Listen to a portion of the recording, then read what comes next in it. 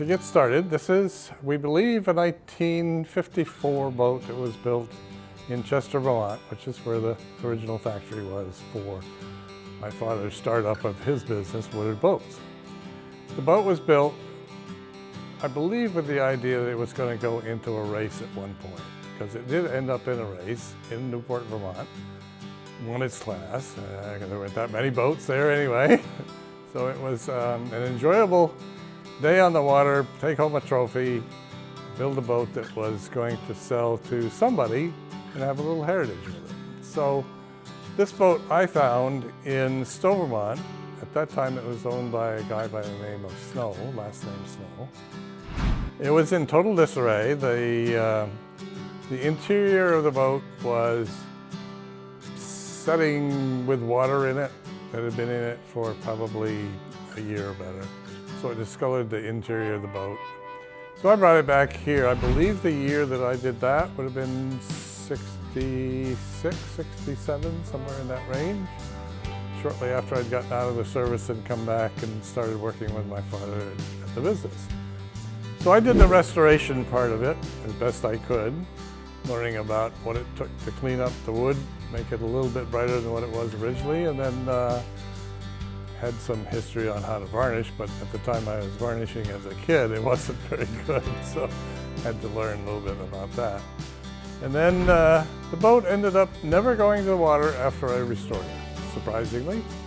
We put an original engine on it, which would have been the same year as what would have won the race on Lake Memphremagog in Newport. From that point, it's either been in this showroom, in storage, in the other showroom up the street, but not in the water.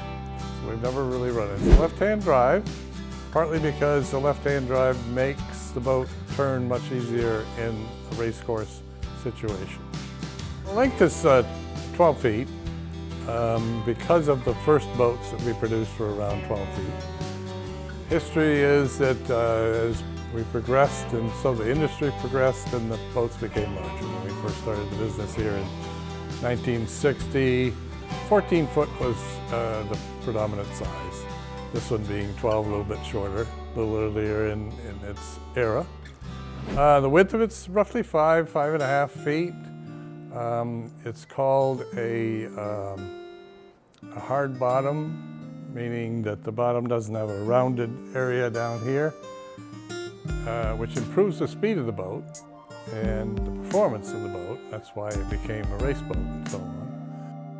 This boat, being one of the earlier models, did not have fiberglass as all the ones pretty much after the production of this boat.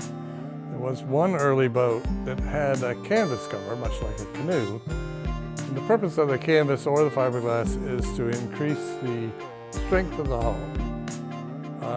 Most specifically to increase the potential or decrease the potential of damage from hitting a stick or a log in the water and so on to help keep from puncturing the boat. So from this boat on, as I said, they were all fiberglass to do that. The weight of the boat, probably 350 pounds, horsepower, probably in the range of 50 is about maximum. We put on whatever there was available, and I think at that time it was 50. Actually, Merck would build a model called a Mark 55. It actually was 45 horsepower. They don't think they wanted the public to know that. They wanted to make it a little bit larger than the competition. So that's the size of the boat. We always bought standard equipment for the interior of the boat. Never really put upholstery in the boat back then. Custom was kind of unusual at that point, so we used just seat cushions that were life preservers at that point. And so you had safety equipment on the boat as well as comfort. So that's the story somewhat on this boat. Don't know that I can tell you any other history on it. We've kept it in the showroom here probably in the last 3 or 4 years just for people to look at.